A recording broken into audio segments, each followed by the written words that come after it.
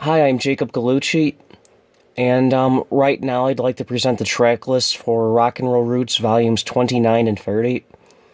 And last month I presented the track list for Volumes 27 and 28. And this month I'm doing Volumes 29 and 30. And I'll start with Volume 29, and here it is. Track number 1 is Wooly Bully by Sam the Sham and the Pharaohs. And this song's from 1965, and it's a garage rock classic. It really is.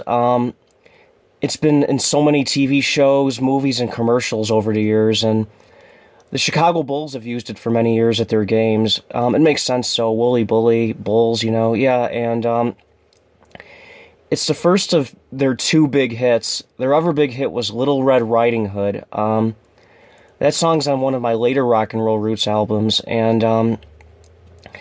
anyway, track number 2 is Baker Street by Jerry Rafferty. That song's from 1978, and it's one of my favorite songs. I've always liked this song, and it has one of the best sax solos in classic rock, absolutely. I love the sax solo, it's really good. And this is the first of his two big solo hits. His other one was Right Down the Line. It's also from the same album as Baker Street. Both songs are from his 1978 album, City to City. And Right Down the Line's a beautiful song. That's on one of my later Rock and Roll Roots albums. And Jerry Rafferty was previously in Steelers Wheel. Their big hit was Stuck in the Middle with You. And that was on one of my earlier Rock and Roll Roots albums. And they had two other hits, too. Star and Everything Will Turn Out Fine. Those are on two of my later Rock and Roll Roots albums. The third song is Give It To Me by The Mob. They're a local group. It's the first of two songs by Chicago area artists on this album, and Give It To Me by The Mob, it's from 1971, and they're a horn rock group, and this was actually their biggest hit. It didn't make the top 40, but it peaked at number 71 in 1971, and their second biggest hit was I Dig Everything About You. That peaked at number 83 in 1971, and I Dig Everything About You was on an earlier Rock and Roll Roots album. It was on one of Stroud's albums many years ago, and I Dig Everything About You is a better song, but Give It To Me is really good, too. The weird thing about Give It To Me is that the lead vocalist on the song sounds a little like John Belushi. He really does. It's not really him, but it does sound like him. And I think the Blues Brothers would have done a good rendition of this song. Had they done it, it would have worked, because the lead vocalist on this song sounds like John Belushi, and I could picture the Blues Brothers doing this song with Belushi being the lead vocalist. It sounds like their style, like with the horns and just like the energeticness, if that's even a word, like the energy of it, and just like how upbeat it sounds. It's a good song. It really is. It should have been a bigger hit than it was. The fourth song is Hearts by Marty Balin. The song's from 1981, and Marty Balin was previously in Jefferson Airplane and Jefferson Starship. In my opinion, he's one of the most underrated lead vocalists in classic rock. I've always liked his voice. It's really just a calm, soothing voice, and Hearts was his biggest solo hit. It was a pretty big hit, but you don't hear it much on the radio anymore, which is a shame, because it's a good song. It really is. He had left Jefferson Starship in 1978, and he had a decent solo career, and this was his one big solo hit. And the fifth song is I Know I'm Losing You by Rare Earth. This song's from 1970, and I put the edited version on here. This is the 3 minute and 37-second single version of I Know I'm Losing You by Rare Earth. The full-length 11-minute version is too long for this album, so I didn't include it. It's a good... I prefer the 11-minute version, but I put the single version on here, and of course this song was originally done by The Temptations, and Rare Earth's version's really good, too, and Rod Stewart does a great cover of it, too. His version came out a year after this one. It's on his 1971 album, Every Picture Tells a Story. And his version features members of Faces on it. Faces plays on his version. My favorite version of this song is probably the one by Rare Earth. Rod Stewart's version's really good, and the original by The Temptations is really good too, but my favorite's the one by Rare Earth. This is probably Rare Earth's third most famous song behind I Just Want to Celebrate and Get Ready. It's a good rendition, it really is. Track number 6 is Keep On Dancing by the Gentrys. This song's from 1965, and it's a garage rock classic, it really is. And this song is 2 minutes and 12 seconds long, but it actually, when they recorded it, it was too short. It was only a minute and a half long, and so to extend it, they just repeated the intro. Like, if you listen to the song, like, it just ends abruptly at a minute 30, and then it picks up again from, like, how it started, and they fill the rest of the song with that, and it's a good song. It's weird how the story behind it's really bizarre, but it's a good song. It really is. And this group had a minor hit 5 years after this with the Neil Young song Cinnamon Girl. Their version of Cinnamon Girl is really good. Neil Young's is better, but their version's solid too, and their version just missed the top 40. It's a good. Their rendition's actually pretty good. The 7th song is Funky Nassau Part 1 by The Beginning of the End. The song's from 1971, and this is a really good song. It really is. It was in Blues Brothers 2000, actually. It was covered in that movie, and their rendition of the song's really good.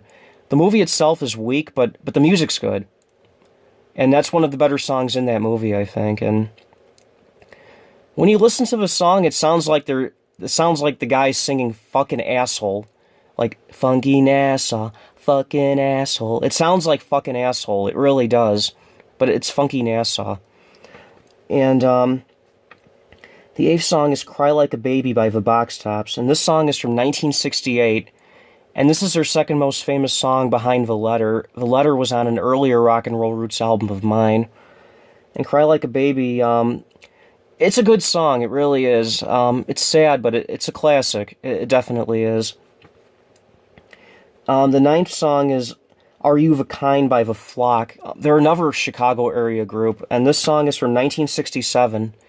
It was their second single, I believe, and their first single was Can't You See That I Really Love Her, and that was on one of Stroud's Rock and Roll Roots albums, and then their third single, Take Me Back, was on another Stroud album, and Are You the Kind's a good song. It's a good garage rock song.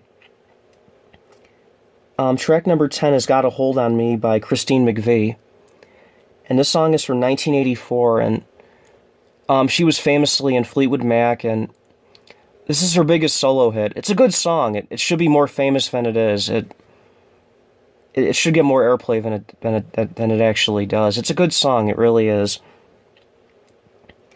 The 11th song is I Can See Clearly Now by Johnny Nash. And this song's from 1972, and it's one of my favorite songs. It really is. It's been in so many TV shows, movies, and commercials over the years. This is his most famous song.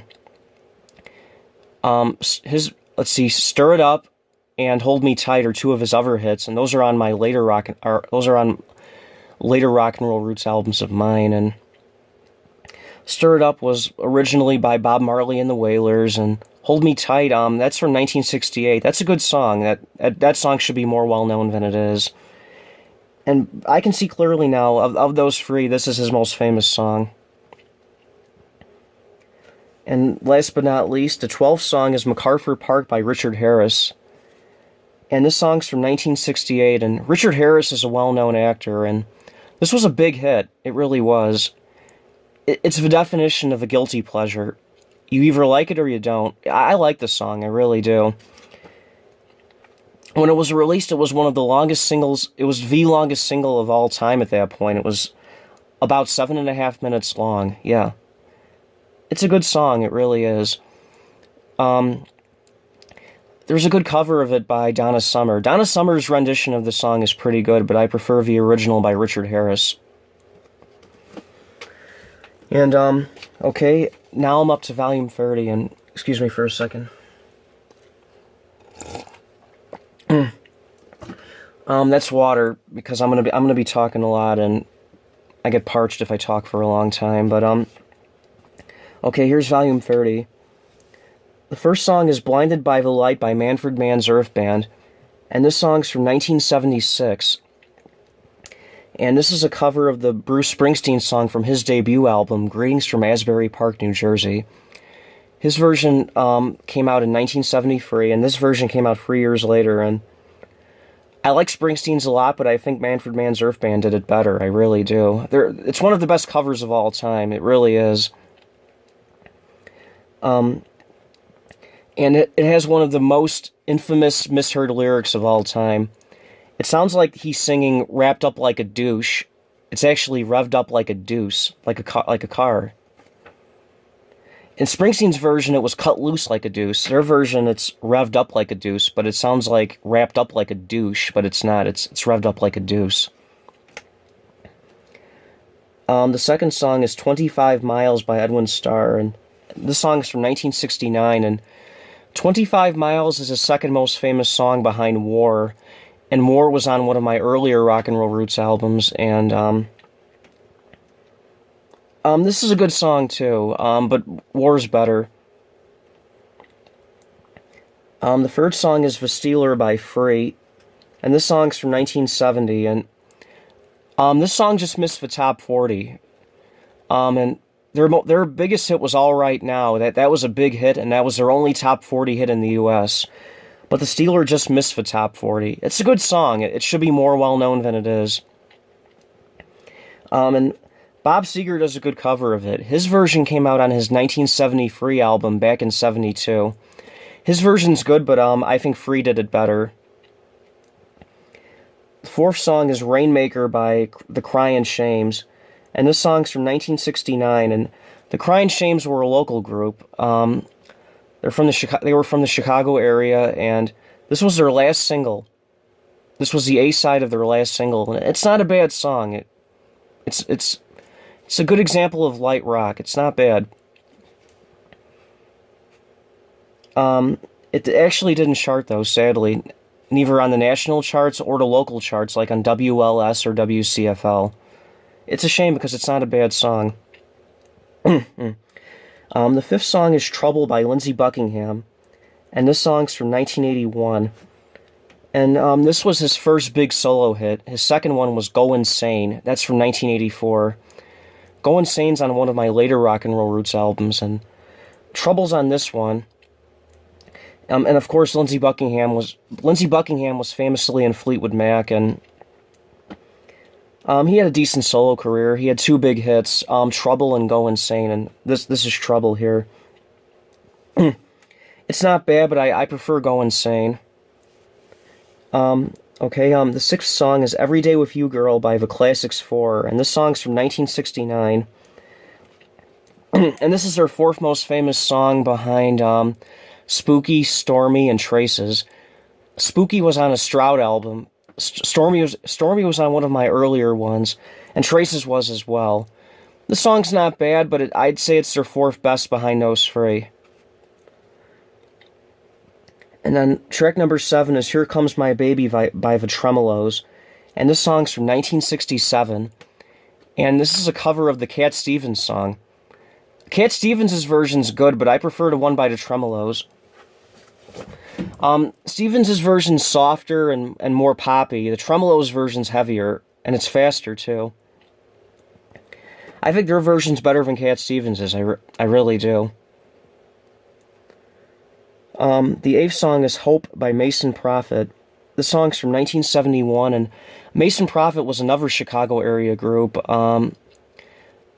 Their most famous song, Two Hangmen, was on one of Stroud's albums many years ago, and believe it or not, that song didn't chart either nationally or locally. Hope is the only song they had that actually charted at all. It charted nationally. It didn't make the Billboard Hot 100. It just missed the top 100. It peaked at number 108, I want to say. It's not a bad song. It's a great example of folk rock and country rock. It's not bad. The ninth song is Rescue Me by Fontella Bass. And this song's from 1966, and Rescue Me is a classic. It really is. She sounds like Aretha Franklin.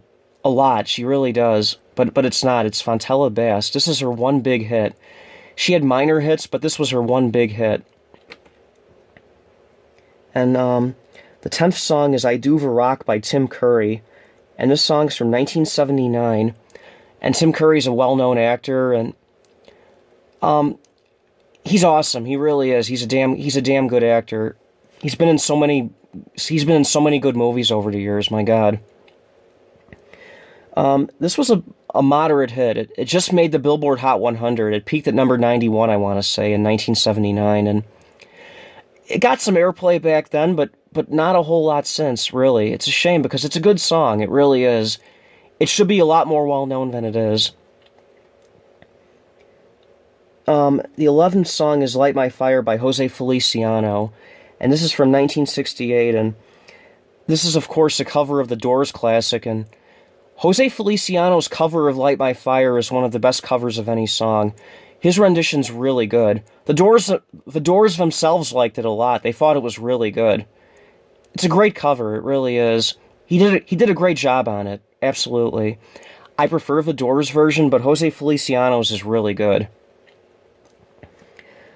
The 12th song is Stealin' by Uriah Heep, and this song's from 1973, and they were a hard rock group from England, and this is their most famous song. It didn't make the top 40, but it's still a classic song. It should be more well-known than it is. It just made the Billboard Hot 100.